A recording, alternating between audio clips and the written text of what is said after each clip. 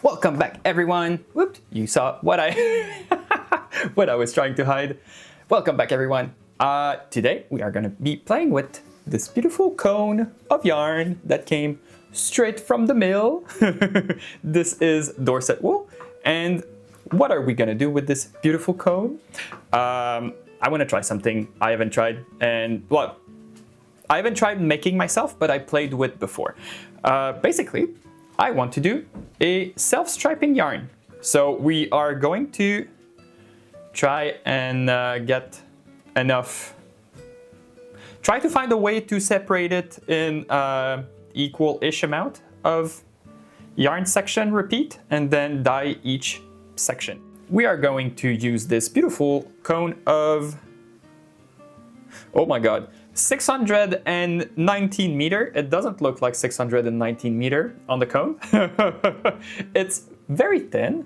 Well, very thin. It's like suck yarn thin. How was it designed? What was the intended use of it? Well, at the mill, Liz is a weaver, and she has this huge loom, and she needs some wool to weave on the loom.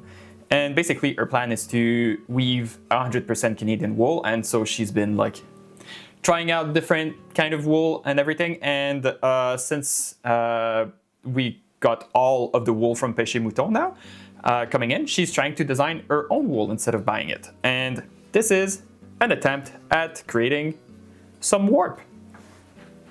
Because warp needs to be very strong, well, very strong, needs to be quite strong to withstand like all the rubbing, all the like shifting of everything. And yeah, this was an attempt to create a warp quality yarn, and it is very strong. I hurt my finger every time I break it. She tested it. It's with her Newton scale. She got 30. I don't know what's the unit for that. Maybe 30 Newton. But that's like, no, she got 30 was the warp that she was using before, and this is 55. So it's stronger than what she was buying commercially to create the warp. Meaning this is very strong. And I want to see how it behaves as a sock yarn. Since it's a medium fine wool, and I mean, it's strong. I want to see how it behaves as a pair of socks, but I don't want to knit just like white socks. So let's create some colors. And for that, we'll go to the living room. Welcome to the other end of my living room. You're basically sitting where I'm usually sitting when I'm working in my living room on my videos. This is the other side. Woo! And I've set up a chair on both ends, and we're gonna create, like I was wanting to create a gigantic skein. I want to create like a very long loop of yarn. And as I'm looking at it, I don't know if it's long enough. So I'll push this one in the corridor, I think. Meaning you won't see the looping around this one. All right, and I have animals everywhere, meaning you'll see Tommy and you'll see Velma helping out. So I'll just tie one end here on the leg of the chair. And let's start.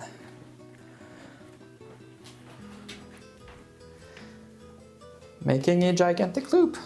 Woo! Also, I need to bring back the cone to the mill because they're running out. So that's partly why I'm doing it today.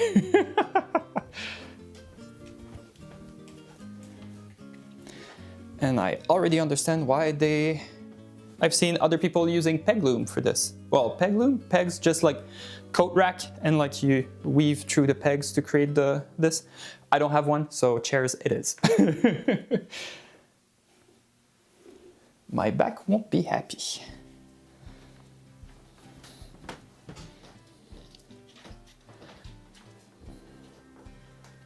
As you can see, one hand is not enough to do this. As you can see, there's someone that tried to help me with his toys. All right, it's I need both hands.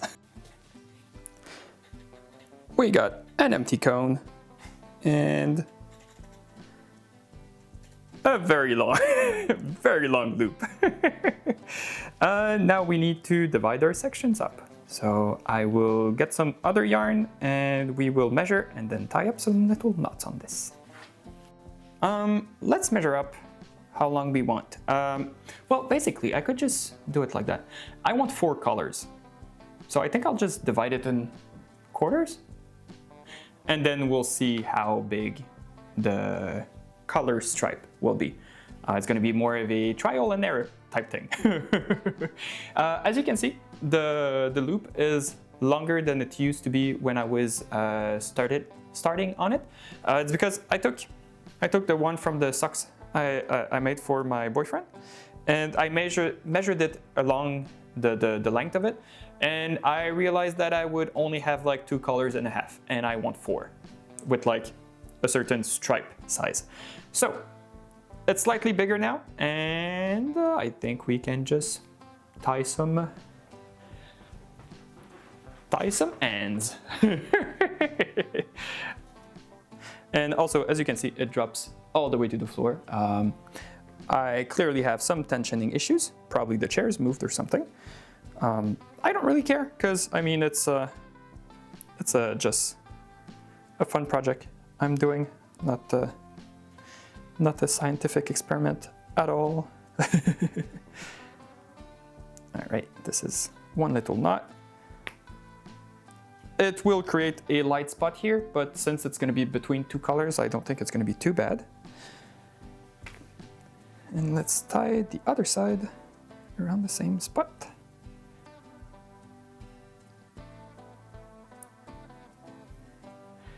There we go. It's funny because this yarn is stronger than this sock yarn. When I break it, this is more easily broken than this one, which is funny because this one is 15% nylon and this one is pure wool. So you don't need plastic in your socks. All right, I'll do the other ones and I'll be back.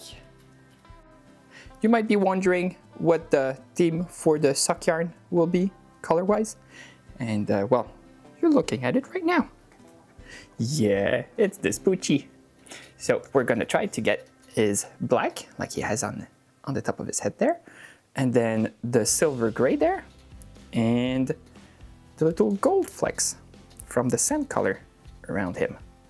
And I'm gonna try to put some blue in the gray because of his blue eye. So yeah, that's the idea behind it. And of course there's gonna be white. So the 4 colors are gonna be the black, the gray, and gold. Look here, sit. Sit. Yes, good boy. So we're going for the black, the gray, the sand, and the white. And in the gray, we're gonna put some little flecks of blue. And now he's like, no paparazzi, please. Let's go to the kitchen. So, first of all, PPE, I put my mask on. My mic is on, we're good. Now I'm gonna put my other PPE, gloves. Because dyes are chemicals, even if the wool is then directly on your skin, the dye concentrate itself, I don't think it's good to get on your skin. So always better safe than sorry. For the dye, we're going to be using citric acid because it's acid base, therefore we need some acid. Let's start with gold. I'll get the I'll get the wool first. So the wool has been soaking for a little while, and now it's the fun part of finding the sections. I'll put this here for now. We'll start with the gold, the brownish gold that he has, and this is very much, this is gonna turn yellowish, so I don't want to put too much on it.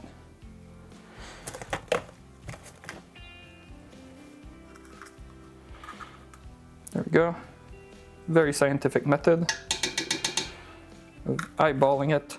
There we go. We'll go with this.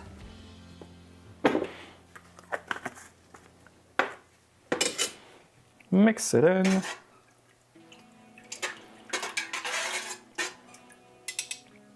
I'll try to find the entire section and then dunk that section in all at once, because we want an even color.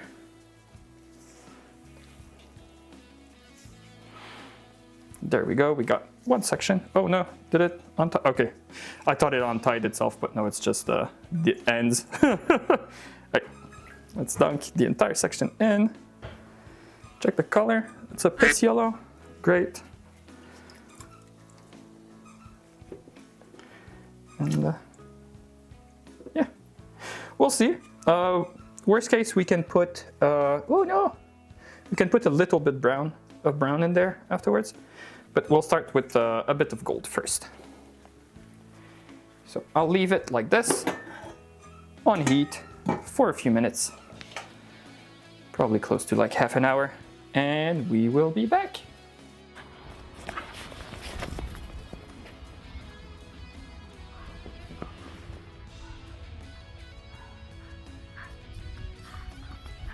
Oh, je suis fatigué. All right, it's been probably more than half an hour. I didn't look at the time, but I've had time to eat. I've had time to clean out a little bit and play frisbee with Tommy, so that's probably more than half an hour. Let's look at this. Ooh, it's a beautiful little orange. Might be more orange than Tommy is, but yeah, this is pretty. It is gold. It is gold. All right, so I have another pan there, so I'll just transfer everything over to that pan. Well, actually I have two pans, so I'll put it in the lower pan because I don't want the colors to mix. So,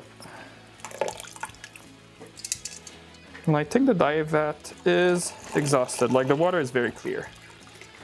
I think we did a good job.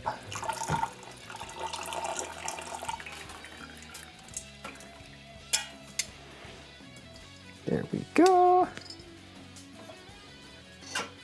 And I'm tempted to try something that Liz is doing at the mill and just reuse the same water instead of chucking it out and start over.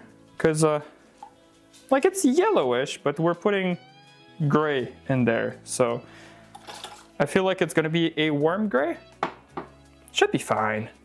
I think that's what we're gonna do. All right, so I have silver gray. I'm gonna put my gloves back on. Gloves back on. Let's put a little bit more acid in the vat. I say vat, but it's a bat. There we go.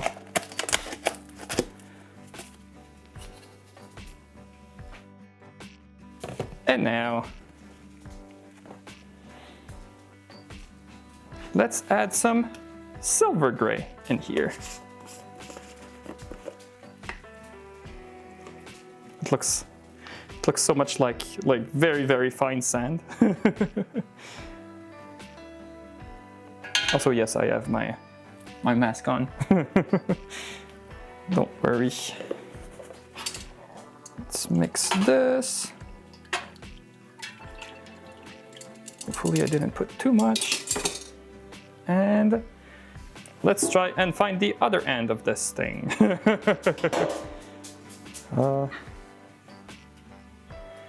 Why is it acting like this? Oh no, I think no, okay, I'm fine. I was scared because there was a strand just poking out of nowhere. I was like, oh no, did I dye the wrong part? But we're good, I think. We need to go all the way to the brown. Probably making a huge mess in here. Oh my god. Now I understand why they do that on giant tables. Right, let's just chuck it in.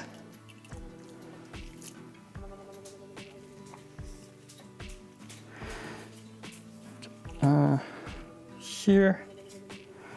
Where's the tie? The tie is here. I already dyed a little bit that is not supposed to be gray. It's fine. I'm gonna have more chaos in my socks. All right, and I want you to go all the way down, please. Thank you. And we're gonna get, it's very soft gray right now, but over time it should pick up a little bit more color. We'll see. Worst case, we add some more. But, it's been half an hour-ish.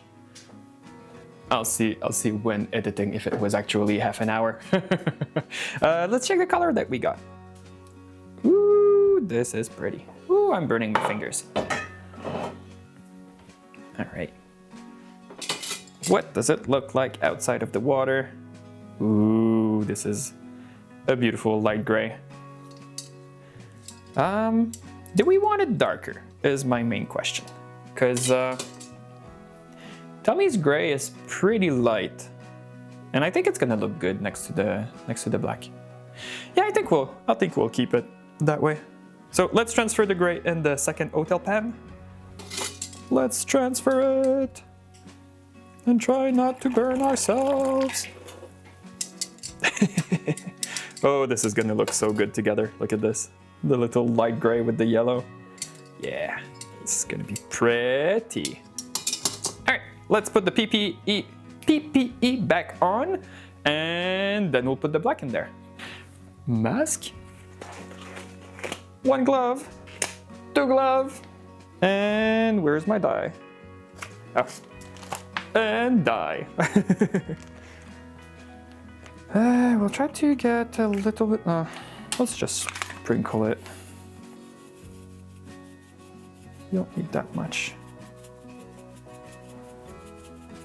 There you go, that should be enough. And now, my favorite part, trying to find the other end.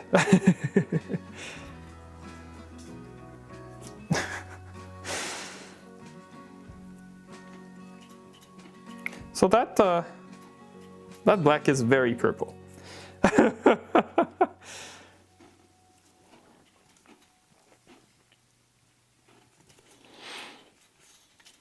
And let's get it all the way down. And there we go. Woo, this is hot. All right, and just like that, we let this soak for half an hour again, and then we'll check the color.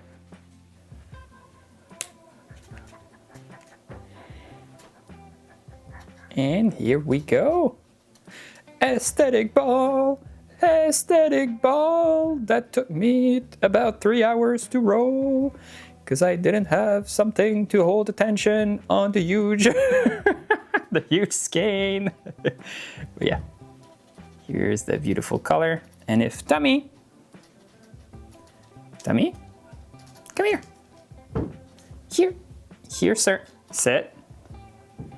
Yes, good boy. So it kind of is color. It's just a yellow. The yellow is too yellow, not enough brown. I thought a golden color would have worked, but apparently it was too yellow. But yeah. Thumbnail? No, you don't want to play with it. Here, poke, sir. Or not. Well, here it is. Let me get my needles and let's start knitting. All right, trading one handsome boy for another. Oh, yeah, you're my knitting helper. Oh my God, life is hard when you're a cat. Yes.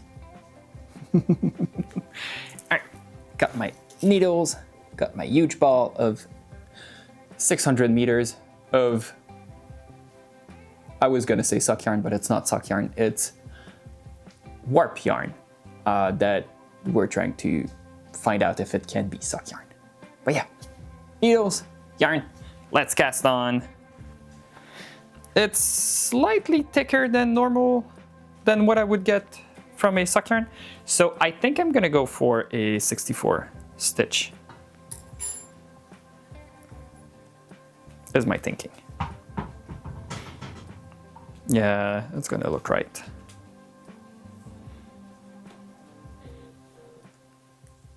All right, 64 stitches. And a super long tail, because I'm always scared I'm gonna run out. Let's hurt our fingers. Ah!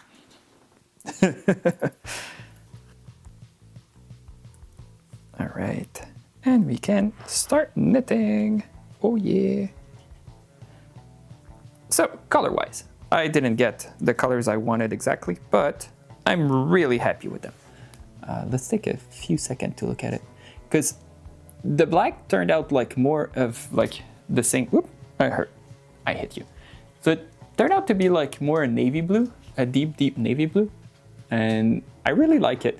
It blends super well with the gray and the yellow, and I feel like it has this retro video game feel to it.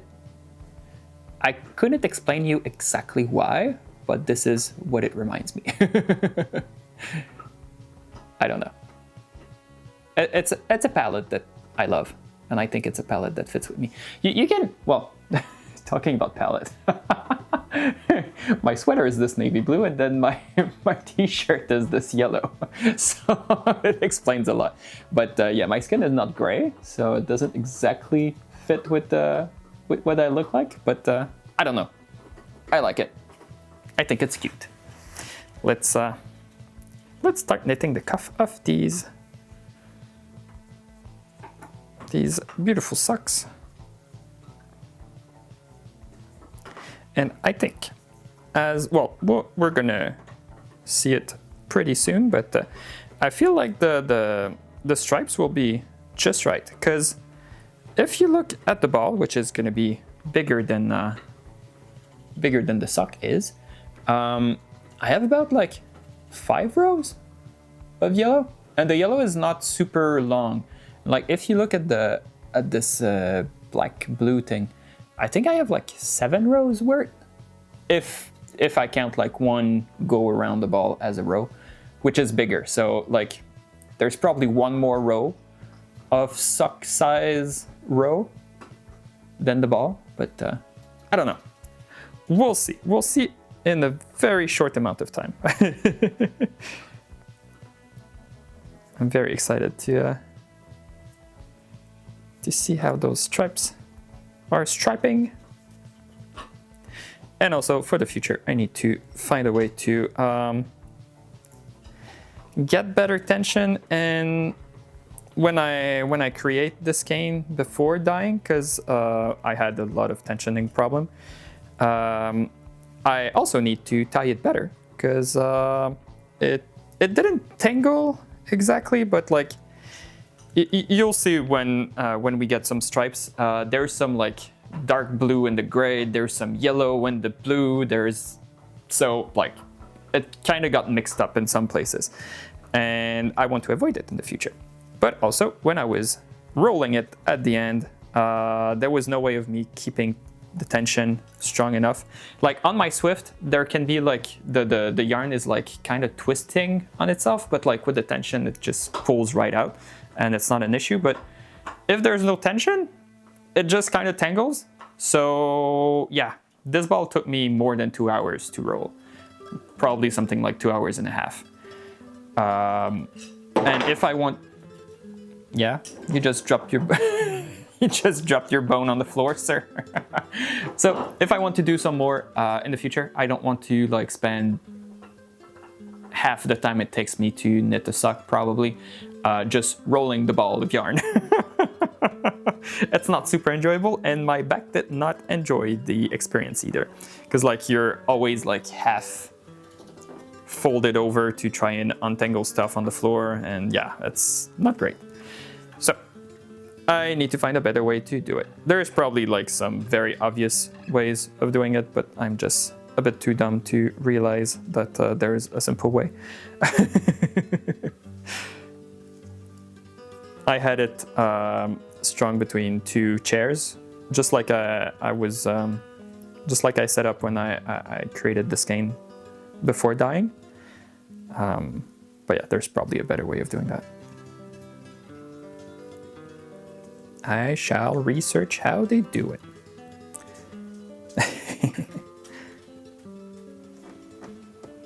I forgot something super important.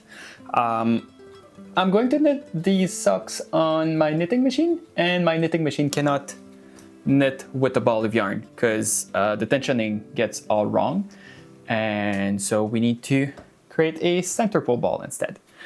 So at least I wasn't too far in, but we need to start this over and create a center pole ball. So frogging time it is. At least I only had 2 rows done. That's not the end of the world. But it always feels bad when you need to start over. All right, let's do this and try to manage a huge ball of yarn that's gonna roll everywhere.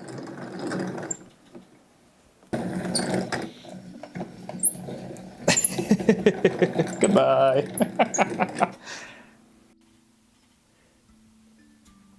And there we go. The aesthetics are gone. Now it kind of, I don't know. It's all mixed together. Still pretty colors. Everything fits together, but doesn't have the same aesthetics as like loops of pooled colors. But oh well, it's life. All right, let me cast on again, and I will be back whenever we're ready to go to the knitting machine. Welcome back to my knitting machine. As you can see, it's not set up like it used to be. It's not the same room. The walls are the same color as my office because this is the spare room. And yeah, I might have used the same can of paint to repaint this room a while back. So yeah, same color, but not the same room. So yeah. If you've never seen my first ever video, I think like the first 2 or 3 videos, I was using my knitting machine to make socks. And now a few years later, I'm reusing the same knitting machine to make some more socks. Oh yeah. This is my Singer 360. It's a punch card knitting machine with a ribber and a main bed. So that means we can do tubular knitting with it. That's how I can make socks without being like the cranky sock machine. So yeah, I got my little cuff here made, and now is the time to do the most painful thing ever, putting all the stitches on the beds.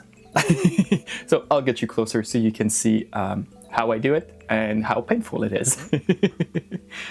If you've never seen a knitting machine before, the way it works is you have a whole bunch of little needles like this, and each of them represent a stitch. And to knit, basically they go up and down like this, and they have those. I'll show you with the yarn. Whoops! I'll select one that you can see. This one here, you should be able to see it. So basically, whoop, not my hands in the in the shot, please. So basically, these go up and down, and there's this little latch on them that you can see here. And what it does is each time the carriage goes up and down, there's one loop that gets caught behind the latch, and one inside the latch.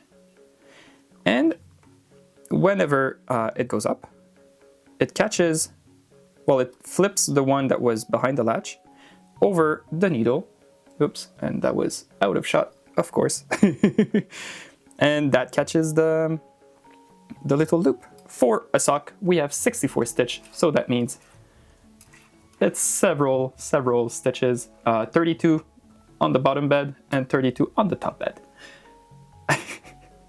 So now you understand why it's painful to transfer over all the stitches. So to do that, you remove them one by one and transfer them to a needle.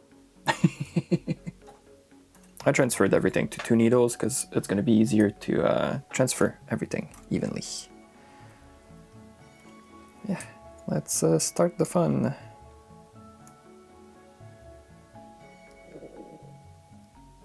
And on my hand knitting, I finished on a row of stockinette, so it's easier to transfer than a row of ribbing.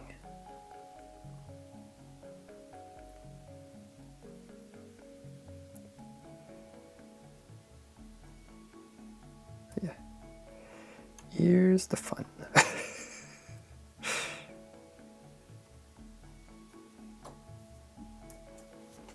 All right, I think it took maybe half an hour to do. It's a bit long, but then the rest is pretty quick. So everything is there. Sorry for the noise. We need to get those beds together. There we go. And if you've never knitted on a knitting machine, you'll be surprised to know that tensioning is through weights. And it takes a lot more weight than than you expect. So I have these little claw weights that came with my machine, and I also have some of these. So like it's a bar with a bunch of hooks. So I will just like hook it through my my knitting that's in the middle there, and make sure that everything is weighted down properly. And also there's a bar of metal down there, and you need to make sure not to hook it. Just hook the knitting, otherwise the tension is going to be all wrong. And I need to make sure to hook both sides of the knitting, because we want even tensioning all the way. There we go. I think I got it. Now I will just put my claw hooks on it blindly. There we go. One, and they have like please don't bring the gauge swatch. They have like a little part there where I can just hook both of them together. It's not very stable, so I keep dropping them and it scares Tommy. So I try not to hit it with my legs too much.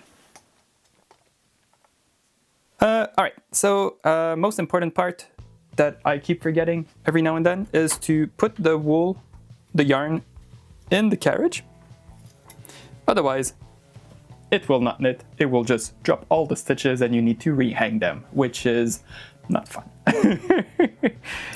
And let's hook both plates together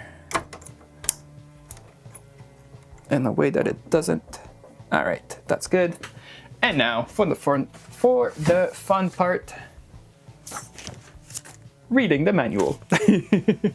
So there's the little setting diagram for tubular knitting, and we'll just make sure that everything is set up.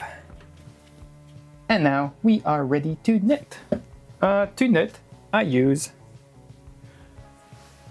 a little recipe on my cell phone. I will link below. It's from Abstract Knit Factory. I will link the pattern generator below. It's very easy to follow. Just want to make sure that I have proper tension. So it says 80 rows. We have like 600 meters of yarn. We can go wild and make a very long sock. And I think I will go to like 120 maybe. Please knit properly. Oh God, I did not like this sound. Let's make everything looser. Yeah. And this should also be a lot looser.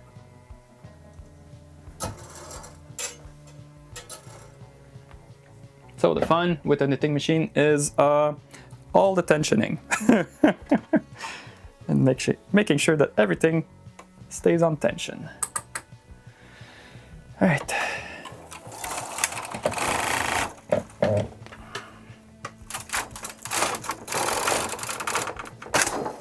Whew.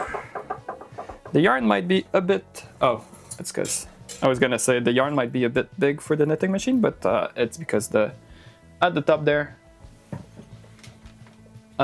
there is a tensioning thing with there's you can barely see it, but there's like a little strand of metal that's bringing everything up, and sometimes it gets cut like this, and it's very hard for the machine to bring the yarn down. So I need to keep an eye on it and like pull on it a little bit to have like a looser strand of yarn up there. So many things to keep track of on a knitting machine, but it makes knitting way quicker. And also, if you're like me and you suffer from arthritis, sometimes you cannot knit by hand, so you need a knitting machine. Well, need is a big word, but it allows you to keep on knitting even when your hand says no. And each row I will check that all the loops are correct there. And yeah, just keep on trucking. Oh no, my battery. All right, I wasn't filming, so I need to check that all these little bumps are there, because sometimes it skips one and then you're in trouble. It's basically a drop stitch. Well, not drop, because it's still stuck in there, but like it's gonna create a hole in the sock if you drop or like don't knit one of them. It's like the stitch skips a row or something like that. So I need to make sure every row that everything is knit up.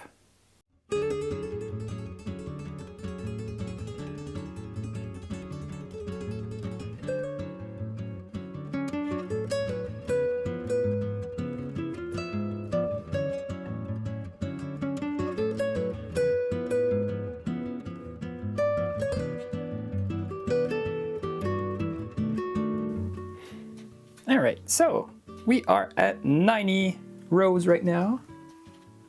90.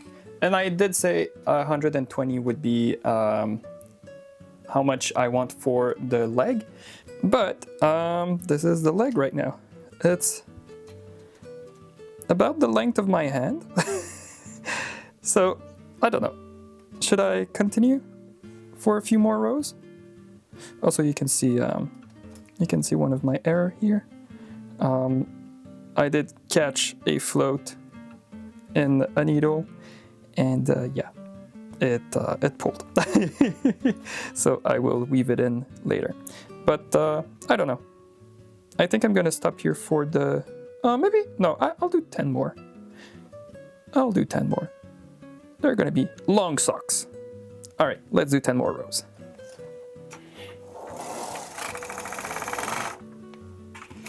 If ever you're thinking of getting a knitting machine, there's different kind of knitting machine. This one is a standard gauge, so it goes on like the thinner side of yarn, so like DK and below. And if you go with like lace weight, like this is, well, something like this starts to be holy when you knit with it. So it's something to keep in mind a little bit. If you want like more the bigger like worsted weight style, there's some bigger, the bulky weight machines can use those yarn. But for standard, DK is starting to push it a little bit, so like sport weight-ish is better. But yeah, so far so good. I love it. Best purchase off marketplace ever. Well, that and my spinning wheels.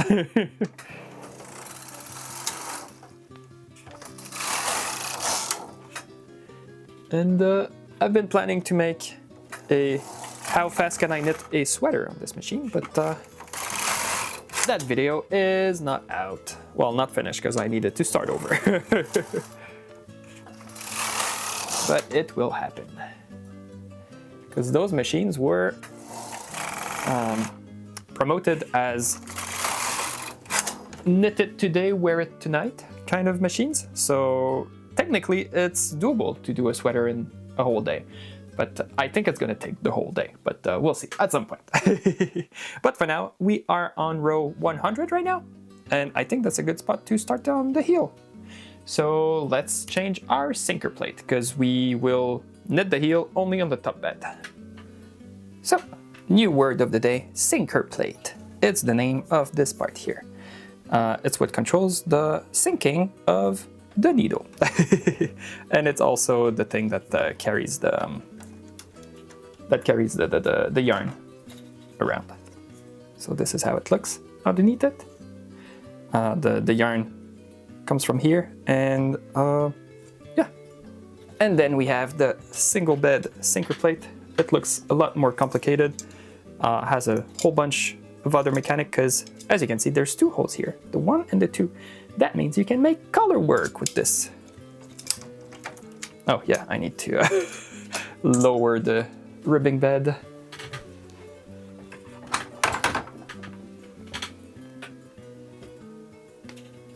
Just making sure that we don't lose the yarn. Okay, I'll just put it back in afterwards.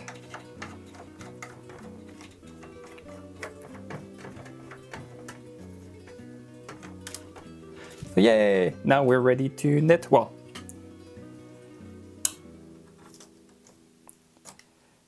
now we're ready to knit single bed. Do not forget to put the yarn back in. We will need to put 7 needles on hold on each side, but I do like a deeper heel, so I started to do 9.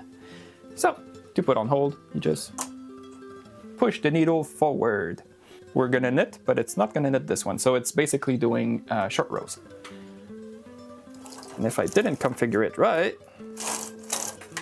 it will re-knit that stitch. Ah, crap. Well, that's fine. I'm gonna have another mistake to to fix. And just like you do when you do short rows, you want to wrap that last stitch. So I'll just pull the yarn around it so it gets caught on the next row.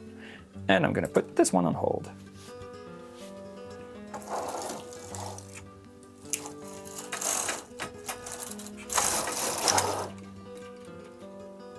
Wrapping on hold.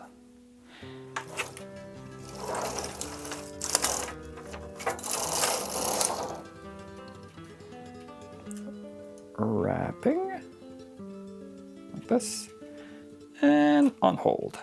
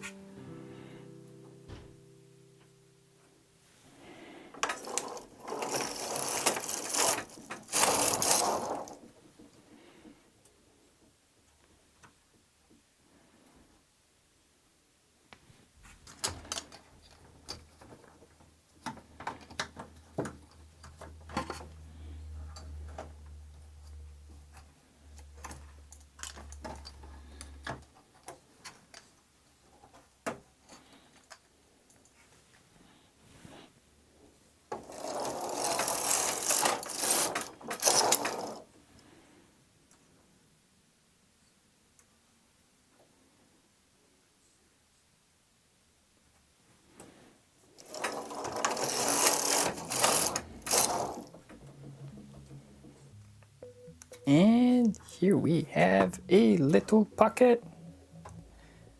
So that's gonna be our heel, and then we have the leg. And as I was going, you can probably see the little claws. Or not. Yeah, you see them slightly.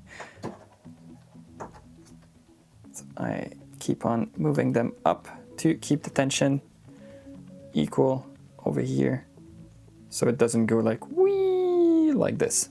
It kind of does it a little bit here, but not too bad. A bit on the sides. But yeah, so now we have a heel, and we need to go back to circular knitting. So let's change the sink plate again.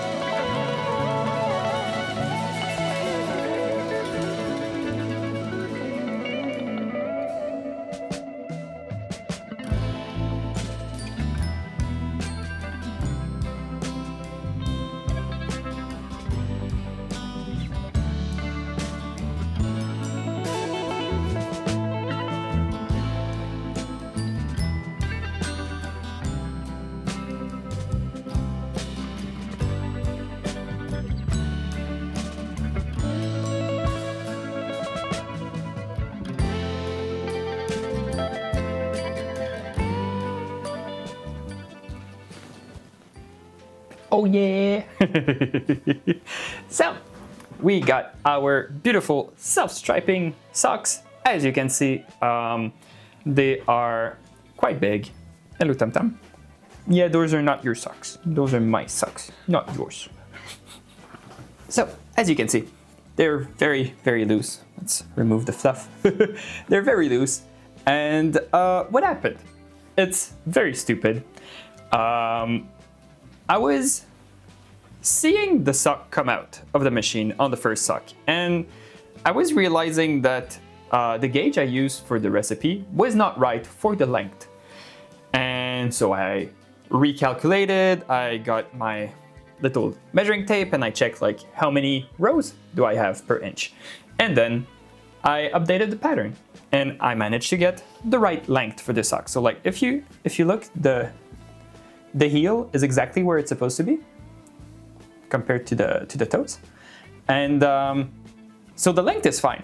But at no point when I was updating the length of the sock did I think, well, maybe if my gauge is wrong on the length, maybe there's something wrong on the width as well. So, I have massive socks. I can, sorry. So I can probably wear like a pair of woolen socks inside those socks and still be okay. Like I can pull them over my jeans and they're not stretching.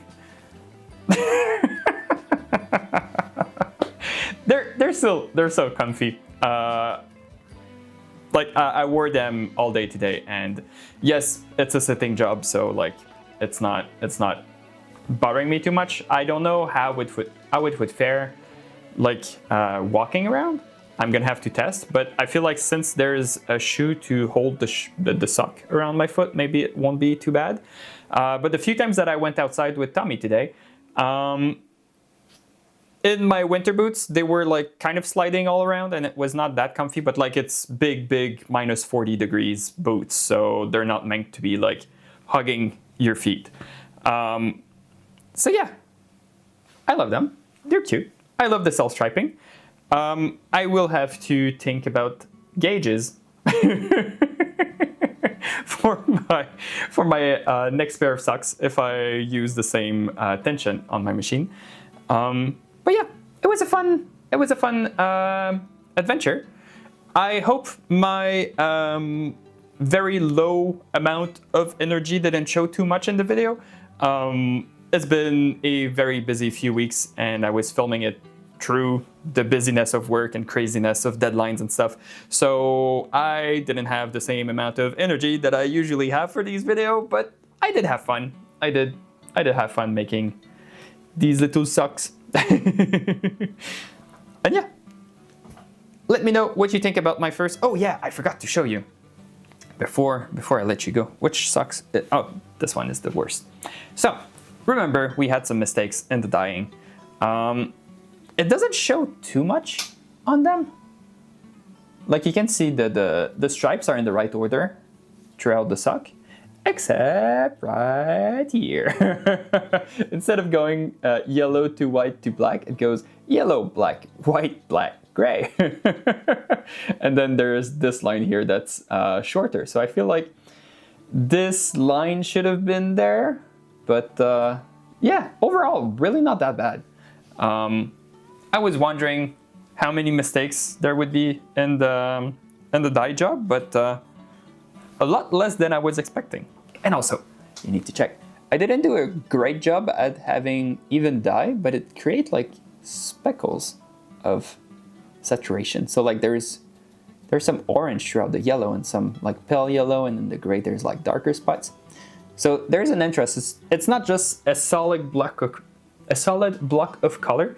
There's some variation in the color, and I feel like it's yeah, it's interesting. Also, I do know that the socks, the black part of the sock will fade out very quickly. I can show you from, this is the back of the sock. Right here you have the black. And if I compare it to the black on the cuff, you see it's already fading out after a day of wearing them. I know that it's the case for other socks I have that has a lot of like blue in the pigment, and that blue wears off super quickly. So I don't know if it's the dye that I'm using or not, but yeah, it's gonna fade out, but it's my socks. Nobody's really looking at the underneath of my feet anyway, so I don't care. These are comfy socks. So I hope you enjoyed this video. I feel like it's gonna be a long one since I'm doing the figuring out the dye, the knitting all together in one video. So hopefully it's not too long, but let me know what you think about the video. And if you did enjoy this video, maybe you can look at another knitting video. I'll see you later. Bye-bye.